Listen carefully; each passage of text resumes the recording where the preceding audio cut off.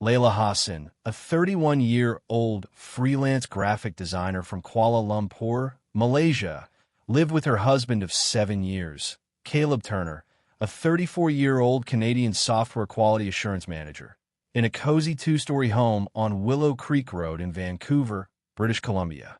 To everyone around them, Layla and Caleb seemed like a picture-perfect couple, polite, career-driven, and settled into suburban comfort. Layla worked from home, running a small but respected graphic design studio that catered to independent cafes, boutique brands, and local nonprofits. Her creativity and professionalism earned her a steady stream of clients, bringing in an average income of around 4,000 Canadian dollars per month.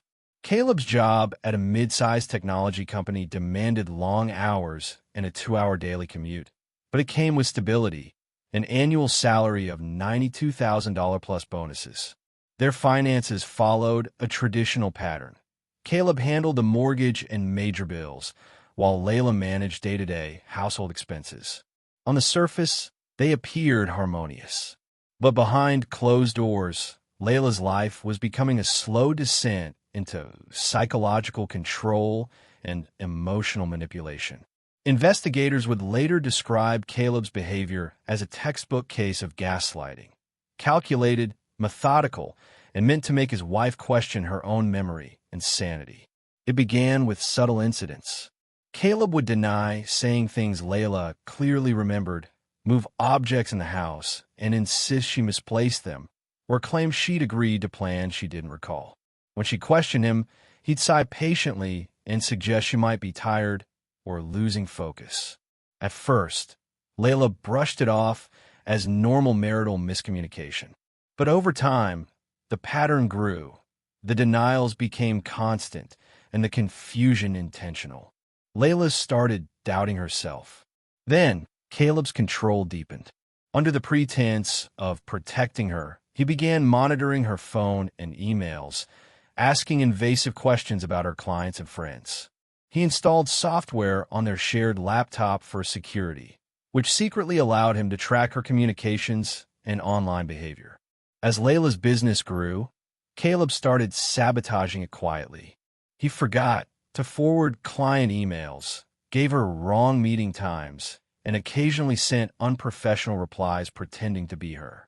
When her income dropped, Caleb expressed disappointment, telling her she wasn't contributing enough, while continuing to be the reason her business faltered.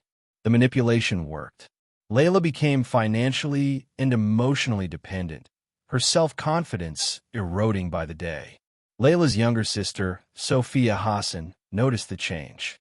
Once vibrant and opinionated, Layla now spoke softly, avoided eye contact, and frequently deferred to Caleb before answering even the simplest questions. By early 2024, Caleb's control escalated into isolation. He discouraged her from seeing friends, often manufacturing conflicts or fake emergencies to keep her home. When she questioned his behavior, he accused her of being ungrateful and emotionally unstable.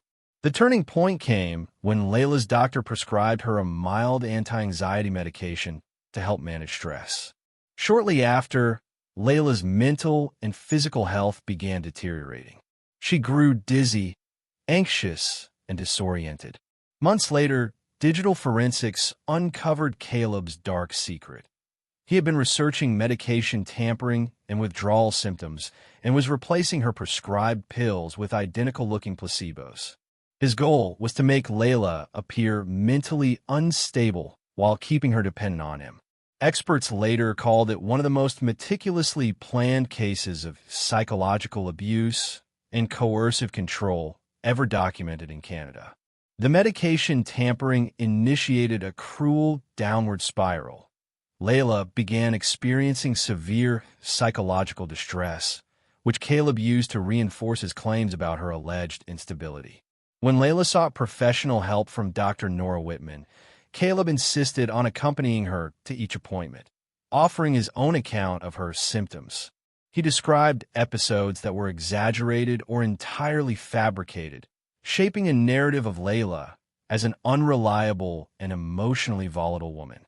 Dr. Whitman later admitted that Caleb's constant presence was unusual and controlling. But at the time, she failed to recognize the signs of psychological coercion and domestic manipulation. Caleb's calm demeanor and articulate concern created the illusion of a devoted husband when, in truth, he was tightening his control over Layla's reality. As months passed, Caleb convinced Layla to sign legal documents granting him full management of their shared finances. He presented this as a temporary measure to help her focus on recovery. But the paperwork actually gave him unrestricted control over their savings, property, and investments. Layla, isolated and mentally exhausted, trusted his assurances and signed the documents during a period when her withdrawal symptoms were at their worst. Caleb later claimed she had requested these changes herself to reduce stress and responsibility. By October 2024, Layla's mental health had deteriorated dramatically. She suffered from panic attacks, sleepless nights, and episodes of disorientation that made daily tasks nearly impossible. Her freelance clients began to distance themselves after repeated missed deadlines and erratic communication. Layla's sister, Mira Hassan, grew increasingly worried when her messages went unanswered. During their final call in mid-October, Layla sounded confused and fragile. She mentioned feeling like she was losing time, forgetting conversations and events entirely. Mira urged her to seek a second medical opinion, but Layla hesitated, saying Caleb would see that as disloyalty toward Dr. Whitman's treatment plan. That remark deeply alarmed Mira, revealing how thoroughly Caleb had eroded Layla's confidence and independence. The last recorded contact with Layla occurred on October 28, 2024, when she phoned her mother, Aisha Hassan, late at night. Her voice trembled as she said she needed to go somewhere quiet to think. Aisha later described her daughter's tone as nervous and uncertain, with long pauses as if she struggled to gather her thoughts. Layla confessed she no longer trusted her own memory, but then began asking her mother specific questions about her childhood, as if testing whether her long-term memory was still intact. It was the first sign that Layla suspected her confusion might be caused by something or someone else. The call ended abruptly when Layla whispered that Caleb had just come home and quickly hung up. Aisha later realized the hurried goodbye was unlike her daughter, who had never before seemed afraid of her husband overhearing their conversations. On November 2nd, 2024, Caleb reported Layla missing, claiming he'd found a note saying she had left to seek treatment for her mental health in private. However, when Detective Sofia Alvarez arrived, several inconsistencies immediately stood out. The note was unusually brief and lacked any personal detail. No mention of specific treatment centers or family members, and Layla's belongings were still at home. Her purse, phone, ID, and even her medication. Caleb brushed off these details, insisting Layla had left impulsively. But investigators found his demeanor oddly detached, more concerned about his professional image than his missing wife. Surveillance footage contradicted his alibi. Caleb had left work hours earlier than claimed. Phone records showed his device near their home during that time. When detectives spoke with Layla's family and colleagues, they uncovered a clear pattern. Her mental decline had begun only after Caleb took control of her medical and financial affairs. Text messages recovered from her phone revealed confusion and memory gaps, references to events that never actually happened, suggesting deliberate psychological manipulation. Dr. Whitman later cooperated with authorities, providing Layla's records. They showed that her medication should have stabilized her condition, meaning her worsening symptoms were medically inconsistent. Forensic analysts then discovered hidden monitoring software on the couple's home computer. The data logs revealed Caleb had been researching psychological control methods, medication tampering, and ways to stage disappearances months before Layla vanished. His search history also included topics such as inheritance law, life insurance policies, and procedures for declaring missing persons deceased. Financial records confirmed that Caleb had recently increased Layla's life insurance to $400,000 and was quietly transferring their shared assets into accounts under his name. When police conducted a search of the Turner residence, luminol tests detected traces of blood in the garage and cleaning supplies nearby, a chilling indication that Layla's disappearance may have been far from voluntary. Forensic analysis of Caleb Turner's vehicle revealed carpet fibers and soil samples consistent with several isolated areas across Riverside County, places investigators believed might be connected to Layla Hassan's disappearance. Despite extensive searches using cadaver dogs, drones, and ground-penetrating radar, no trace of Layla's remains was ever found, leaving prosecutors without the definitive evidence required for a murder charge. Caleb was arrested on December 15, 2024, facing charges of domestic abuse, financial fraud, and criminal conspiracy related to Layla's vanishing. However, without the discovery of her body or direct physical proof of death, investigators faced significant challenges proving homicide in court. The case soon drew national attention as an example of advanced psychological manipulation within domestic relationships. Mental health advocates use the story to raise awareness about the dangers of gaslighting, coercive control, and emotional abuse, which often go undetected until it's too late. In Layla's honor, her family established the Hassan Foundation, dedicated to supporting survivors of psychological abuse and helping victims rebuild trust in their own perceptions and reality. The organization emphasized that emotional abuse frequently serves as a precursor to physical violence, urging earlier intervention.